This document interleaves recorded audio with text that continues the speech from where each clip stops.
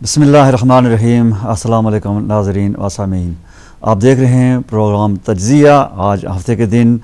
یہ پروگرام آپ کی خدمت میں پیش کیا جاتا ہے۔ میں ہوں امتیاز نقوی، اور آج انٹروڈکشن میں زیادہ لمبی گفتگو نہیں کروں گا، صرف اتنا ہی بتاؤں گا کہ میرے آج دو مہمان ہیں، اور ایک جو مہمان ہیں پاکستان سے خصوصی طور پر برطانیہ کے دورے پر آئے ہوئے ہیں۔ یہ ہیں جناب تحریک آزادی کے رہنما جناب مقبول بٹ، شہید کے بیٹے جناب شوکت مقبول بٹ، جو جموں و کشمیر نیشنل لبریشن کانفرنس کے فعال کارکن ہیں۔ ان سے آج تحریک آزادی کشمیر کے حوالے سے گفتگو کریں گے۔ اور میرے دوسرے جو گیسٹ ہیں جناب مختار علی صاحب، سابق کونسلر، ان سے بھی آج ہم گفتگو کریں گے تحریک آزادی کے حوالے سے، ان کا موقف بھی جانیں گے۔ تو لیجئے ناظرین، چلتے ہیں اپنے پہلے مہمان جناب شوکت مقبول بٹ صاحب۔ بہت بہت شکریہ، آپ نے اپنا قیمتی وقت نکالا اور ہدایت ٹی وی پر آپ تشریف لائے، اور آج تحریک آزادی کشمیر کے حوالے سے آپ کی پارٹی کا موقف ہم جانیں گے۔ سب سے پہلے میں یہ چاہوں گا کہ چونکہ یہ تحریک چلی ہے 1947 جب پاکستان کو انڈیپنڈنس ملی، اس کے بعد فوری طور پر یہ تحریک آزادی کشمیر کی جو ہے آواز بلند ہوئی۔ میں یہ چاہوں گا کہ جس کی وجہ سے آپ کے والد صاحب کو بھی شہادت ملی، میں یہ چاہوں گا کہ ہمارے ناظرین کو آزادی کشمیر کی جو تحریک ہے یہ کیوں شروع کی گئی، اور کشمیر کے بیک گراؤنڈ سے ہمیں آگاہ کریں کہ یہ کیسے یہ سلسلہ جو ہے شروع ہوا، کیونکہ انڈیا جب تھا تو انڈیا سے جب پاکستان بنا تو پھر اس وقت کشمیر کی کیا حیثیت تھی۔ میں چاہوں گا کہ ہمارے ناظرین کو بیک گراؤنڈ بتائیں، تو پھر ہم جو سوالات کی طرف چلتے ہیں۔ نقوی صاحب، آپ کا اور آپ کے چینل ہدایت کا جو ہے بہت شکریہ کہ آپ نے مجھے جو ہے اپنی بات کہنے کے لیے آج آن ایئر لیا ہے۔ جہاں تک آپ کے سوال کا تعلق ہے، آپ کا سوال جو ہے اس کے اندر کئی سوالات جو ہے وہ موجود ہیں۔ میں اس کا آغاز یہاں سے کروں گا کہ جموں کشمیر جو ہے وہ 5,500 سالہ اس کی تاریخ ہے، اور دنیا کا دوسرا پرانا کیلنڈر جو ہے وہ جموں کشمیر کا ہے، اور اس اعتبار سے جموں کشمیر کی حیثیت کی میں بات کر رہا ہوں کہ کتنی قدیم حیثیت ہے، اور one of the oldest written history Rajatarangini کے نام سے جموں کشمیر کی جو ہے وہ موجود ہے۔ جموں کشمیر جو ہے وہ جموں کشمیر میں بسنے والے لوگ جو ہیں وہ ہندوستان اور پاکستان سے کوئی خطہ زمین کاٹ کے کوئی نئی مملکت جو ہے وہ تخلیق کرنے کی کوششیں نہیں کر رہے ہیں۔ جموں کشمیر کے لوگ جو ہیں ابد آباد سے اس خطے کے اندر موجود جو ایک ریاست تھی اس کی ریسٹوریشن کے لیے، اس کی آزادی کے لیے، اور لوگوں کے جو بنیادی انسانی حقوق ہیں ان کی بحالی کے لیے جو لوگ جدوجہد کر رہے ہیں۔ اب جہاں تک آپ کے سوال کا تعلق ہے کہ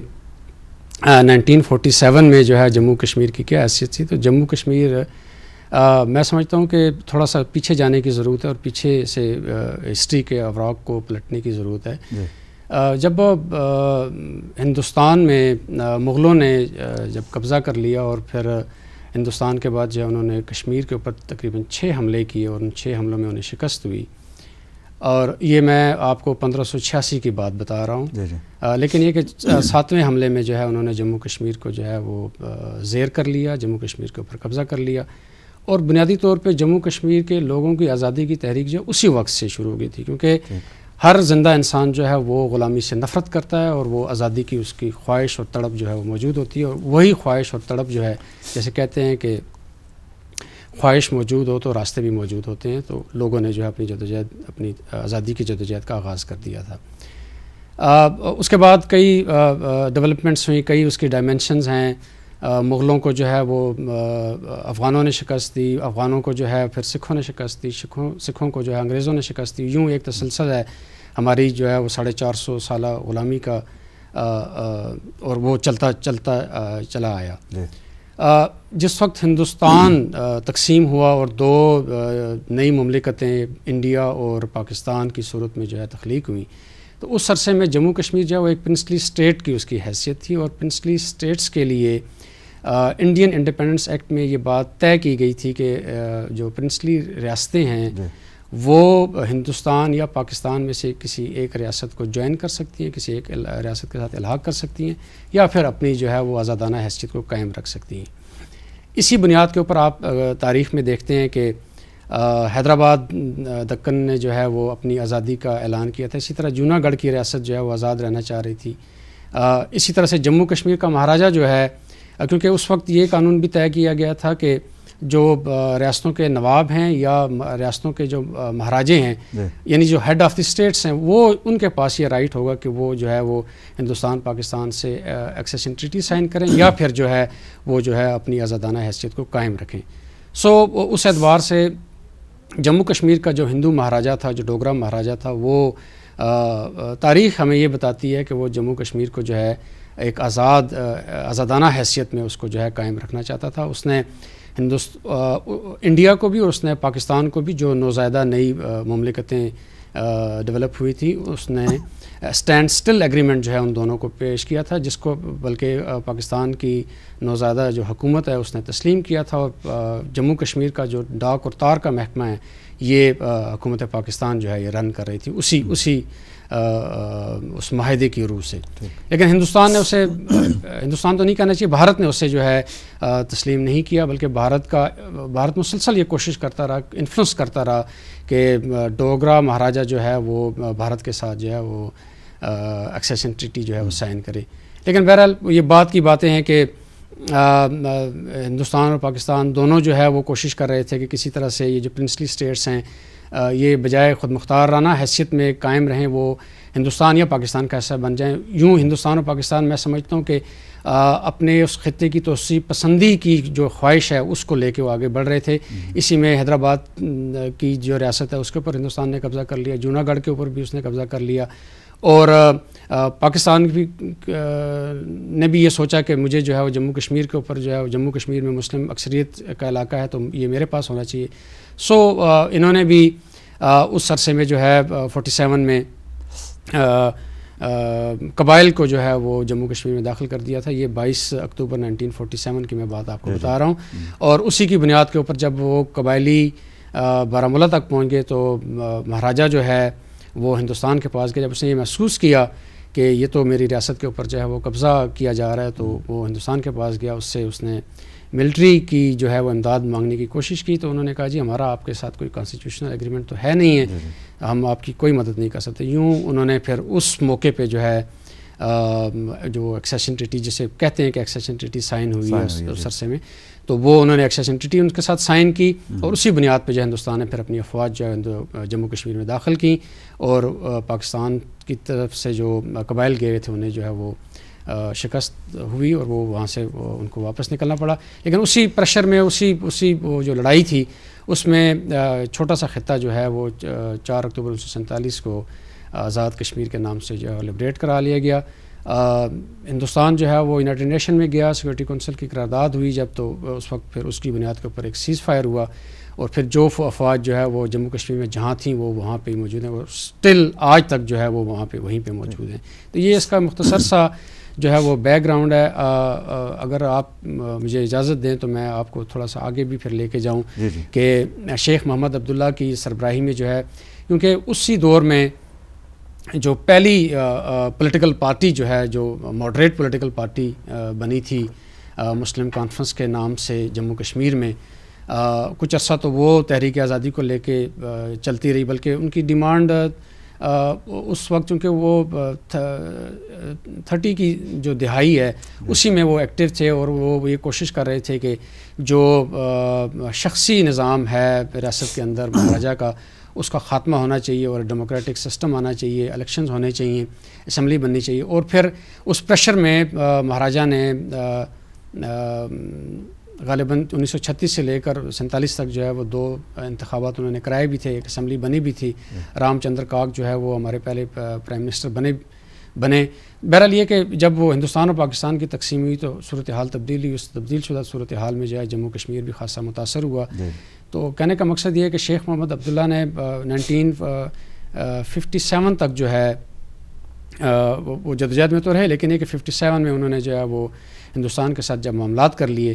تو پھر جو جینون انڈیجنس ریولوشنریز تھے انہوں نے سوچا کہ نہیں، یہ جو ہے اس طرح سے جموں کشمیر جو ہے وہ لبریٹ نہیں ہو سکتا، ہمیں جو ہے اپنی تحریک کو جو ہے وہ ایک اس کے لیے ایک انتفاضہ کو ڈیولپ کرنے کی ضرورت ہے، اس کے لیے گوریلا وارفیئر کو جو ہے آرگنائز کرنے کی ضرورت ہے۔ تو پھر 60s کی دہائی میں جو ہے مقبول بٹ شہید ان کے ساتھی جو ہے انہوں نے پہلے غالباً ایک نیشنل انڈیپینڈنس کمیٹی ایک بنائی تھی جس میں یہ طے کیا گیا تھا کہ ہم جموں کشمیر کو جو ہے ایک انڈیپینڈنٹ ریاست کے طور پہ جو ہے وہ دیکھنا چاہتے ہیں، ہم اس کو ایک انڈیپینڈنٹ ریاست بنانا چاہتے ہیں۔ بعد میں اسے ایک پولیٹیکل، اسی کمیٹی کو ایک پولیٹیکل آرگنائزیشن میں ڈیولپ کر دیا گیا جس کا نام تھا محاذ جموں کشمیر محاذ رائے شماری، جس کے پہلے صدر جو ہے وہ عبدالخالق انصاری صاحب تھے،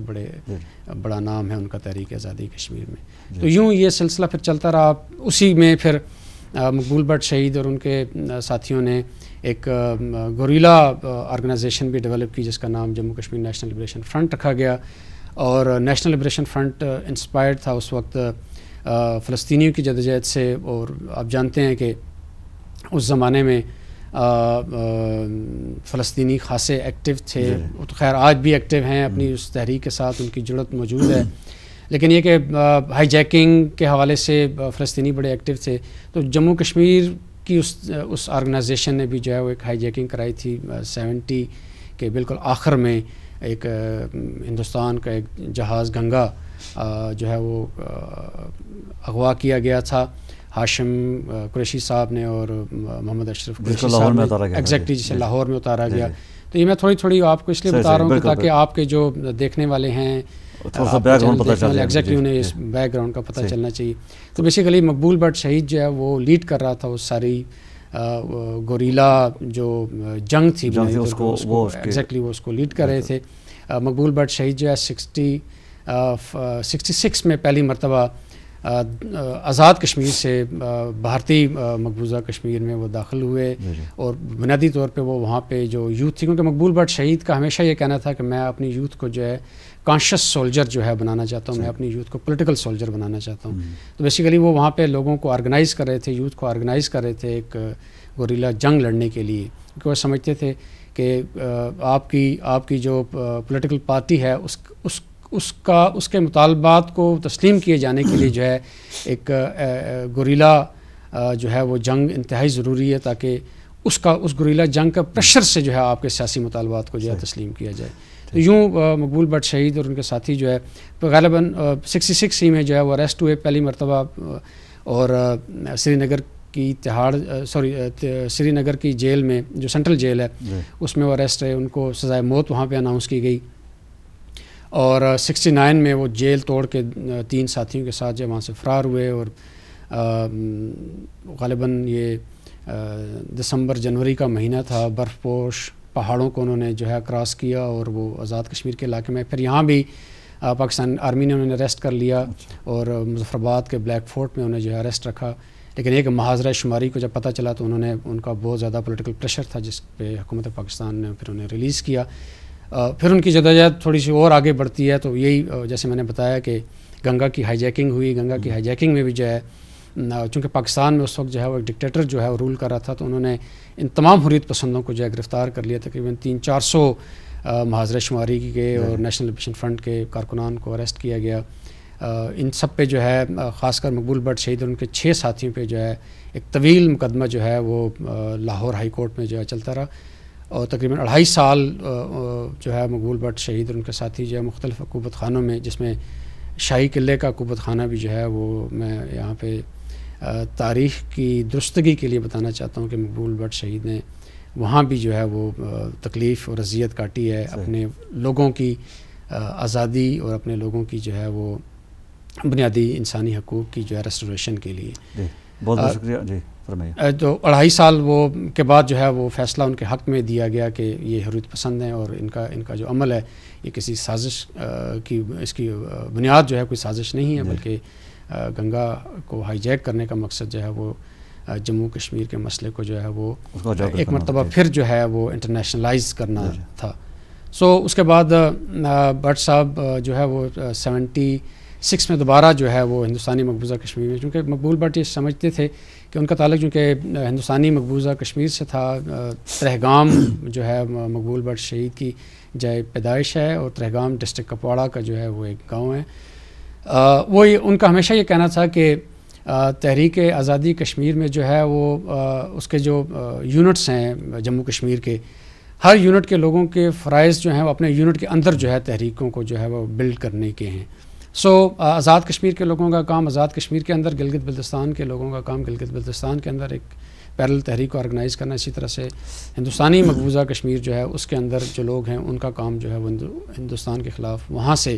ایک پیرل تحریک کو آرگنائز کرنا ہے۔ یہ اس کے ثمرات ہیں کہ میں سمجھتا ہوں کہ پھر 90 کی دہائی میں جو ہے وہ مقبول بٹ شہید کی جب 84 میں جو ہے وہ اسیسینیشن ہو گئی، جب ان کو جو ہے وہ تہاڑ جیل میں جو ہے سزائے موت دی گئی، تو اس نے ایک نئی جو ہے وہ شمع روشن کی اور ایک نئی انسپریشن دی کشمیری یوتھ کو، اور پھر آپ نے دیکھا کہ 90 کی دہائی میں لوگ جو ہے وہ اٹھ کھڑے ہوئے اور پھر شہادتوں کا ایک لامتناہی سلسلہ جو ہے وہ شروع ہو گیا۔ ہمیں سمجھتے ہیں کہ جموں کشمیر کے لوگوں نے جو ایکسٹراآرڈینری جو ہے وہ قربانیاں جو ہیں اپنے وطن کی آزادی کے لیے دی ہیں۔ دنیا بھر کے جو آزاد اقوام ہیں، دنیا بھر کی جو آزاد مملکتیں ہیں، یہ ان کے فرائض میں یہ بات شامل ہے، کیونکہ انہوں نے یونائٹڈ نیشن کے اندر جو ہے یہ بات تسلیم کر رکھی ہے کہ غلام قوموں کو جو ہے، مظلوم قوموں کو جو ہے یہ حق ہے کہ وہ مطلب اپنی آزادی کو حاصل بھی کریں اور اپنی آزادی کی حصول کے لیے جدوجہد بھی کریں۔ ہمیں سمجھتے ہیں کہ آزاد اقوام کو جو ہے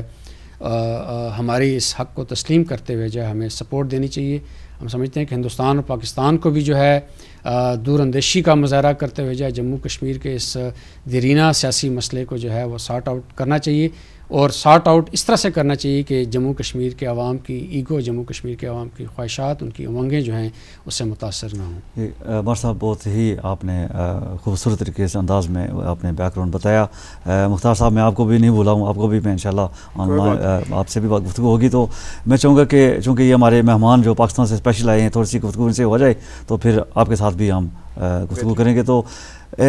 آپ جیسے آپ نے بتایا کہ اتنی لاکھوں قربانیاں دی گئی تاریخ آزادی کے حوالے سے، جو کشمیری جو لوگ ہیں انہوں نے اتنی قربانیاں دی، اتنی شہادتیں پیش کی، اور کتنے ہزاروں ہماری بہنوں اور بیٹیوں کی عصمت دری کی گئی، اور اس وقت بھی گینگ ریپس کے بہت سارے کیسز جو ہیں وہ آ رہے ہیں، سامنے آ رہے ہیں۔ کتنی پارٹیاں ہیں جو آزاد کشمیر میں بھی سیاسی پارٹیاں ہیں اور مقبوضہ کشمیر میں بھی ہیں، اور یہ 47 سے آج تک کوئی ایسا خاطر خواہ کسی پارٹی کی طرف سے کچھ ایسی آواز ہمیں بلند ہوتی دکھائی نہیں دے رہی، جیسے کہ اس تیمور کو آپ تھوڑا سا اگر اس کا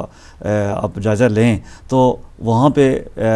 جب یہ تحریک چلی تو ریزولوشن جو یونائٹڈ نیشن میں پاس ہوا اور پھر پہ اس میں عمل درآمد بھی ہوا۔ کیا وجہ ہے کہ ہماری جو سیاسی قیادت ہے آزاد کشمیر یا مقبوضہ کشمیر میں آج تک دنیا کے جو ممالک ہیں یا یونائٹڈ نیشن ہے کسی کی جو متوجہ کرنے میں ناکام کیوں رہے ہیں؟ اس کی وجہ کیا ہے کہ آپس میں ان کا کہیں سے بھی اتحاد بھی دکھائی نہیں دے رہا ہے۔ ہر پارٹی جو ان کا اپنا ایک ایمز اینڈ آبجیکٹیوز ہیں اس کے اوپر کام کر رہے ہیں، حالانکہ تاریخ جو ہے سب کا جو ایم جو آبجیکٹیوز ہے وہ ہے تحریک آزادی کشمیر، لیکن یہ کیوں گٹھے ہوتے کیوں دکھائی نہیں دے رہے؟ اس کی بنیادی وجہ کیا ہے؟ دیکھیے نقوی صاحب، آپ کے سوال کے لیے مجھے جو ہے نا بڑی تفصیل کے ساتھ بات کرنی پڑے گی، اور شاید کچھ ایسی باتیں مجھے یہاں پہ بیان کرنی ہیں جس سے شاید کچھ لوگوں کو جو ہے یہ بات پسند نہ آئے، لیکن مسئلہ یہ ہے کہ جب آپ بات کرتے ہیں